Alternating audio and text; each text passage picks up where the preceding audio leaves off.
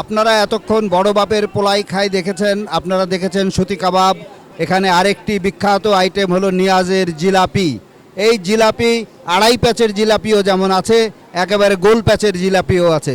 দুরকম জিলাপি এখানে পাবেন এবং একটা জিলাপি পুরো পরিবার খেয়ে শেষ করতে পারবে না, এত বড় একটা জিলাপির সাইজ। আমরা এখন এই জিলাপি ভাজা দেখতে পাচ্ছি এবং সেই সাথে আমরা নিয়াজ সাহেবের কাছে জিজ্ঞেস করব যে আপনি কবে থেকে এই ব্যবসা শুরু করেছেন? আমি ৪৪ বছর চলে আমার এই ব্যবসাটা। এই জিলাপি আপনি যে বানান, এই বড় বড় জিলাপি বানানো কে শেখালো আপনাকে?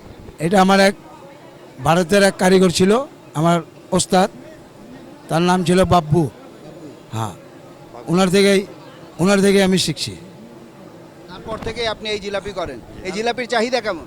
এটা প্রচুর চাহিদা, প্রচুর চাহিদা। কত করে কেজি এগুলো? ৩০০ টাকা কেজি। 300 টাকা কেজি। জি, মানে একটাতে 800 গ্রাম থেকে 1 KG 1 KG, 1.5 KG, 3 KG, 4 KG. 4 KG পর্যন্ত করে।